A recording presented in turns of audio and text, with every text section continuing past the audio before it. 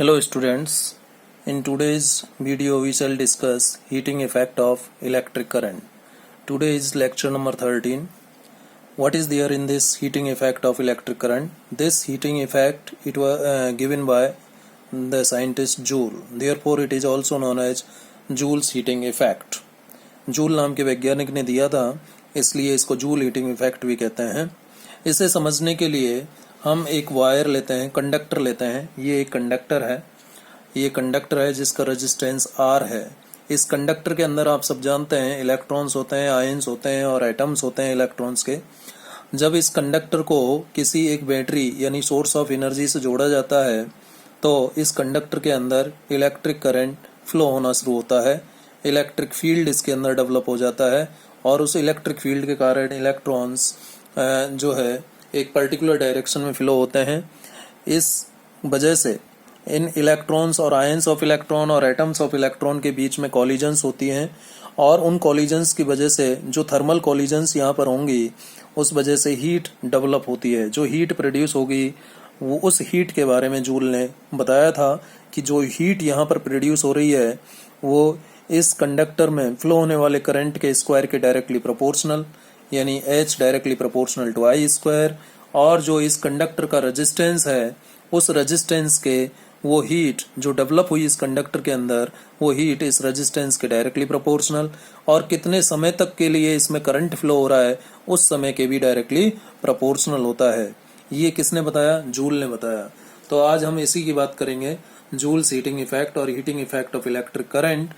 As per this effect, whenever an electric current flows through any conductor, इस effect के अनुसार जब कोई इलेक्ट्रिक करंट किसी कंडक्टर से फ्लो होता है, ऐसा कंडक्टर जिसका कुछ अपना रेजिस्टेंस भी है, और हमने इस केस में क्या मान लिया है? कैपिटल R मान लिया है। तो जब करंट हम फ्लो करेंगे कंडक्टर से तो वो क्या हो जाएगा? It gets heated after some time, कुछ समय के बाद वो गर्म हो जाता है, कुछ समय के बाद वो गर्म हो जाता है।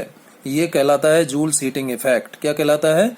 Joule's heating effect. तो जूल्स हीटिंग इफेक्ट में जूल ने क्या बताया कि जब किसी कंडक्टर से जिसका अपना कुछ रेजिस्टेंस है, जब किसी कंडक्टर से जिसका अपना कुछ रेजिस्टेंस है करंट फ्लो किया जाता है, जब किसी कंडक्टर से जिसका कुछ रेजिस्टेंस है उससे जब इलेक्ट्रिक करंट फ्लो करते हैं तो कुछ समय के बाद वो कंडक्टर गर्म हो जाता है, हीटेड हो जाता है।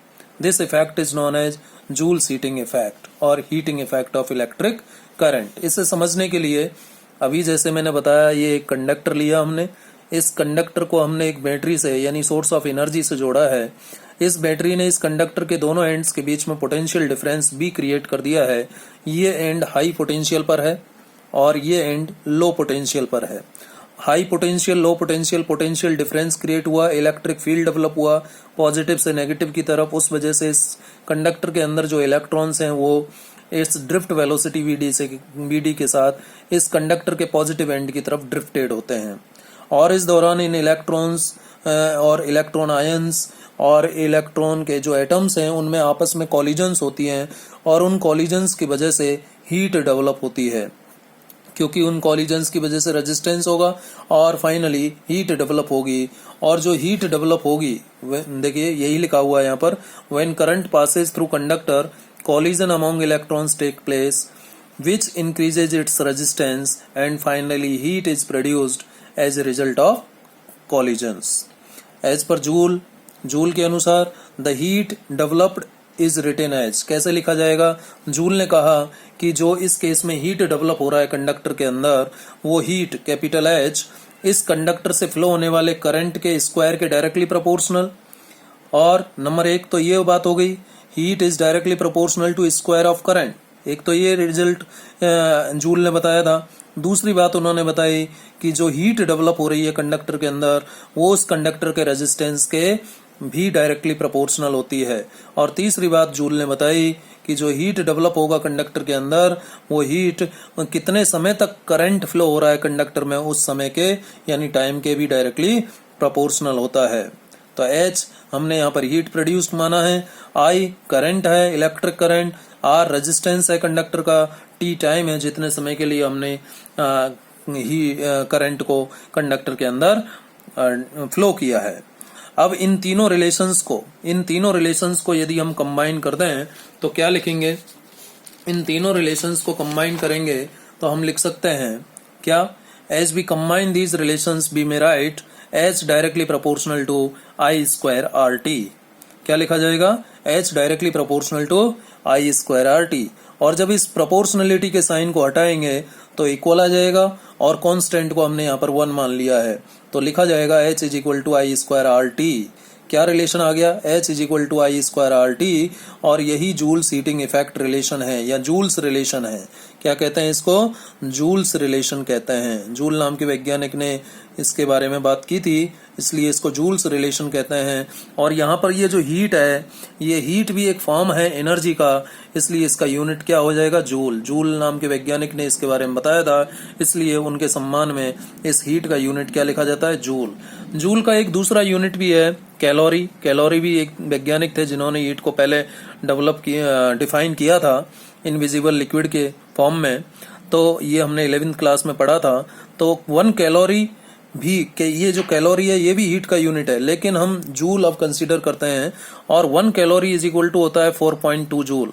1 कैलोरी का वैल्यू कितना होता है? 4.2 जूल या फिर 4.186 जूल कह सकते हैं। तो यूनिट ऑफ हीट ध्यान रखिएगा क्या होता है? जूल। अब जो ये रिलेशन आया H is equal to I square R T, इसका प्रूफ कई बार पूछ लिया जाता है। तो प्रूफ कैसे निकालें, इसको प्रूव कैसे करें? तो प्रूव करने के लिए proof of Joule's heating effect, इसे प्रूव करने के लिए वापस हम वही अरेंजमेंट कंसीडर करते हैं। ये एक कंडक्टर है और इस कंडक्टर का रेजिस्टेंस आर है। रेजिस्टेंस कितना है इस कंडक्टर का? रेजिस्टेंस आर है। इस कंडक्टर को एक बैटरी से जोड़ा गया है, सोर्स ऑफ एनर्जी से जोड़ा गया है। ये positive end of the battery इस एंड से कनेक्टेड है और नेगेटिव इस एंड से कनेक्टेड है। जिससे पॉजिटिव कनेक्टेड है वहां कंडक्टर पर हाई पोटेंशियल आ जाएगा, और जो एंड कंडक्टर का नेगेटिव टर्मिनल से कनेक्टेड है बैटरी के, वहां पर लो पोटेंशियल आ जाएगा। अब हाई पोटेंशियल, लो पोटेंशियल, इस वजह से पोटेंशियल डिफरेंस डेवलप हुआ कंडक्टर के दोनों सिरों के बीच, और उस वजह से चार्ज का फ्लो शुरू होगा towards the positive end of the conductor. और यहाँ पर एक इलेक्ट्रिक फील्ड ई डेवलप हो जाएगा पॉजिटिव से नेगेटिव की तरफ। लेकिन जो इलेक्ट्रॉन्स होंगे वो इस इलेक्ट्रिक फील्ड के कारण इस कंडक्टर के पॉजिटिव एंड की तरफ ड्रिफ्टेड होंगे। किस वेलोसिटी से? वीडी वेलोसिटी से। ठीक है। और फाइनली इस कंडक्टर में करंट आई फ्लो होना शुरू हो जाएगा। ठीक है। तो हमें प्रूव क्या करना है? H is equal to I square R T. तो उसके लिए हमने ये अरेंजमेंट लिया, हमने नहीं बेसिकली जूल ने लिया था। जूल हीटिंग इफेक्ट को हम प्रूव कर रहे हैं। तो as per definition of potential, जब यहाँ पर पोटेंशियल डिफरेंस है तो इलेक्ट्रॉन्स को यहाँ से यहाँ तक आने में, एक एंड से दूसरे एंड तक जाने में कुछ वर्क डन करना पड़ेगा, और work done per unit value of charge is known as potential. ये हम जानते हैं। तो एक रिलेशन हम ये लिख सकते हैं V is equal to W upon Q और W is equal to V into Q. और यही जो W है बेटा, यही W तो हीट होगा, यही वर्क डन हीट की फॉर्म में अपीयर होगा कंडक्टर के अंदर। यानी work done W is nothing but the heat developed in the conductor. और वो हीट क्यों डेवलप हो रहा है मैंने आपको पहले बताया। कंडक्टर के अंदर इलेक्ट्रॉन्स हैं, इलेक्ट्रॉन आयंस हैं, इलेक्ट्रॉन एटम्स हैं, उनके बीच में कॉलिजन्स होगा। कॉलिजन होने की वजह से क्या होगा? हीट डेवलप होगा। तो वर्क डन जो होगा बेसिकली, भाई एक जगह से दूसरी जगह जब इलेक्ट्रॉन जाएगा तो कॉलिजन होंगी, वर्क डन होगा, और वही वर्क डन तो इसमें हीट की फॉर्म में स्टोर होगा। तो W को हम H लिख सकते हैं। The work done is nothing but the heat produced in the conductor. So W is equal to H। H is heat developed in the conductor. So equation 2 से W को H लिख दें तो H बराबर V into Q, potential into charge आ जाएगा। अब जो कंडक्टर में करंट डेवलप हुआ वो I डेवलप हुआ, और इस I का वैल्यू क्या होगा? As per definition of electric current rate of flow of charge Q upon T। तो यहाँ से Q का वैल्यू I इंटू 2 आ जाएगा। अब Q का वैल्यू, ये जो Q है इसका वैल्यू हम I इंटू टी रख दें तो H बराबर क्या आ जाएगा? VIT आ जाएगा। H बराबर BIT आ जाएगा। और ओम्स लॉ से B बराबर RI होता है। जब ओम्स लॉ से V बराबर RI हम इस H बराबर BIT में रखेंगे, B की जगह RI रखें तो H का वैल्यू क्या आ जाएगा? RI into IT। H का वैल्यू क्या आ जाएगा? जब हमने B का वैल्यू RI इस इक्वेशन में रखा तो V की जगह रखा तो H का वैल्यू क्या आ जाएगा? RI into IT। तो RIIT, I स्क्वायर हो जाएगा, I स्क्वायर RT आ गया। ठीक है, I स्क्वायर RT आ गया। ये एक रिलेशन आया गया जिससे हम प्रूव करना चाहते थे, जो जूल ने दिया था। इसी रिलेशन को दूसरे तरीके से भी लिखा जा सकता है। देखिए V is equal to IR था, या आर आई था, तो यहाँ पर मैं यदि करंट को एलिमिनेट करना चाहूँ तो आई बराबर वी अपॉन आर लिख दूंगा, और जब आई की वैल्यू वी अपॉन आर रखूंगा तो H is equal to V upon R whole square into R T आएगा, और जब इसको सॉल्व करूंगा तो क्या आ जाएगा, H is equal to B square upon R square into R T, एक आर से एक आर कैंसिल होगा और क्या आ जाएगा, V square upon R into T, ये आ जाएगा H is equal to V square upon R into T आ जाएगा या नहीं। अब ये जो रिलेशन है आई स्क्वायर आर टी, देखिए ये यूज करना है जब आपको हीट प्रोड्यूस निकालना हो, जब डिफरेंट इलेक्ट्रिकल कंपोनेंट सीरीज में जुड़े हैं, क्योंकि सीरीज में करंट सेम रहता है इसलिए हम इस रिलेशन का यूज करेंगे। सीरीज कॉम्बिनेशन में हम इसका यूज करेंगे ही अमाउंट ऑफ हीट निकालने के लिए। या कह सकता है कि दो वायर हैं, एक दूसरे से सीरीज में जुड़े हुए हैं, बताइए दोनों में से किस में ज्यादा हीट डेवलप होगा, तो ये सब चेक करने के लिए हमें आई स्क्वायर आर टी इस रिलेशन का यूज करना पड़ेगा, क्योंकि सीरीज में करंट सेम रहता है तो आर पर डिपेंडेंस हम इजीली निकाल पाएंगे। और पैरेलल कॉम्बिनेशन की यदि बात होती है, यदि डिफरेंट वायर्स पैरेलल में जुड़े हुए हैं, यदि डिफरेंट वायर्स पैरेलल में जुड़े हुए हैं तो उस केस में हम इस रिलेशन का यूज करेंगे, ठीक है, क्योंकि पैरेलल में पोटेंशियल सेम रहता है, तो पैरेलल में जब हम बात करेंगे तो H इनवर्सली प्रोपोर्शनल आ जाएगा R के रेजिस्टेंस के, किस में, पैरेलल कॉम्बिनेशन में। लेकिन सीरीज कॉम्बिनेशन की बात देखी, सीरीज कॉम्बिनेशन में क्या आ रहा था, H का वैल्यू डायरेक्टली प्रोपोर्शनल R आ रहा था, किसमें, सीरीज में। सीरीज में H directly proportional to R होता है, लेकिन पैरेलल कॉम्बिनेशन में H inversely proportional to R होता है, ध्यान रखिएगा। अब ये जो रिलेशन था, ये जो इक्वेशन 4 है, H is equal to I square R T, इसमें जो हीट है मेनली किस पर डिपेंड करेगा, डेफिनेटली इस आई स्क्वायर पर डिपेंड करेगा as compare to resistance in time. ज्यादा किस पर डिपेंड करेगा, आई स्क्वायर पर, क्योंकि यहाँ पर करंट स्क्वायर फॉर्म में आ रहा है, इसलिए जो हीट डेवलप होगा मेनली किस पर डिपेंड करेगा, करंट पर डिपेंड करेगा, ध्यान रखिएगा। As per equation 4 that is H is equal to I square R T, the heat developed depends more on current. किस पर ज्यादा डिपेंड करता है, करंट पर, because as it appeared in squared form, क्योंकि ये किस फॉर्म में अपियर हुआ है, स्क्वायर फॉर्म में, as compare to resistance and time. चलिए अब इसका एक क्वेश्चन करते हैं, तो क्वेश्चन से आपको क्लियर होगा।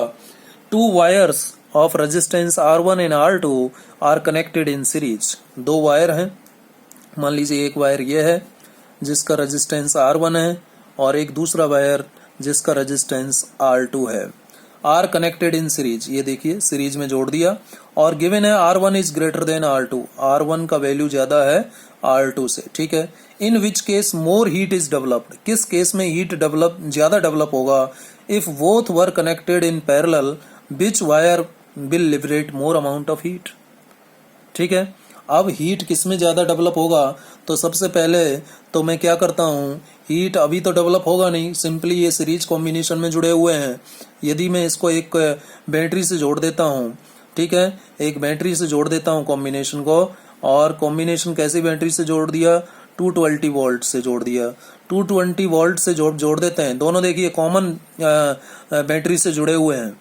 अब सीरीज में जुड़े हुए हैं तो पहला केस ले रहा हूँ, पहला केस है इन सीरीज क्या सेम रहता है भाई, in series I is same, current is same, current same रहता है, और कौन डिफरेंट होता है, V is different, V is different, ठीक है। R1 और R2 के अक्रॉस, R1 के अक्रॉस पोटेंशियल V1 होगा तो R2 के अक्रॉस पोटेंशियल V2 होगा, लेकिन V1 प्लस V2 किसके बराबर है, 220 के बराबर है। तो सीरीज में जुड़े हुए हैं, सीरीज में कौन सेम रहता है, I सेम रहता है, तो फॉर्मूला कौन सा यूज कर रहे हैं, आई स्क्वायर आर टी, ठीक है। अब जब आई सेम है तो H डायरेक्टली प्रोपोर्शनल आ गया R के। अब आप जानते हैं R1 is greater than R2 दिया हुआ है, तो डेफिनेटली कौन ज्यादा होगा, H1 ज्यादा होगा H2 से, यानी किसमें ज्यादा हीट डेवलप होगा, किसमें हीट डेवलप ज्यादा होगा, R1 में। सो R1 में जो हीट डेवलप होगा फर्स्ट वायर में, यानी R1 रेजिस्टेंस जिस वायर का है उसमें ज्यादा हीट डेवलप होगा, क्लियर है। अब यदि ये दोनों पैरेलल में जुड़े होते, यदि ये दोनों पैरेलल में जुड़े होते तो क्या होता, यदि ये पैरेलल में जोड़ दें, पैरेलल में जोड़िए, ये एक वायर है, ठीक है, और ये दूसरा वायर है, पैरेलल में मैंने जोड़ दिया, ये पैरेलल में R1 R2, और पैरेलल कॉम्बिनेशन को जोड़ दिया एक बैटरी से, और कौन सी बैटरी से, कॉमन वोल्टेज सप्लाई दे रहे हैं हम 220 वोल्ट वोल्टेज की बैटरी से जोड़ दिया। अब पैरेलल में क्या सेम रहता है, पैरेलल में V सेम होता है, पैरेलल में V सेम होता है, लेकिन I डिफरेंट होता है, I डिफरेंट होता है, ध्यान दीजिएगा। तो जब B सेम होता है तो फॉर्मूला H का कौन सा यूज होगा, V²/R इंटू T यूज होगा, ठीक है। क्योंकि यहाँ करंट की बात हम नहीं कर सकते, क्योंकि करंट तो अलग अलग होगा। अब इससे जब B सेम है तो H इनवर्सली प्रोपोर्शनल आ गया रेजिस्टेंस के, आ गया नहीं। अब यहाँ पर R1 ग्रेटर देन है R2 से, तो डेफिनेटली H1 लेस देन होगा H2 से, यानी किसमें हीट ज्यादा डेवलप होगा, जिसका रेजिस्टेंस कम है, जिसका रेजिस्टेंस कम है पैरेलल कॉम्बिनेशन में उसमें ज्यादा हीट डेवलप होगा, और सीरीज कॉम्बिनेशन में जिसका रेजिस्टेंस ज्यादा था उसमें ज्यादा हीट डेवलप हो रहा था। तो पैरेलल कॉम्बिनेशन में जो हीट डेवलप हुआ वो कहाँ ज्यादा डेवलप हो रहा है, जिसका रेजिस्टेंस कम है, क्योंकि पैरेलल कॉम्बिनेशन में heat developed is inversely proportional to resistance. I think आपको समझ में आया होगा। ध्यान दीजिएगा, सीरीज में heat developed is directly proportional to resistance, और पैरेलल कॉम्बिनेशन में heat developed is inversely proportional to resistance होता है, ठीक है। ये बात ध्यान रहेगी तो आसानी से आप ये सब सॉल्व कर पाएंगे, ठीक है। तो इस वीडियो में इतना ही, हम नेक्स्ट वीडियो में बात करेंगे।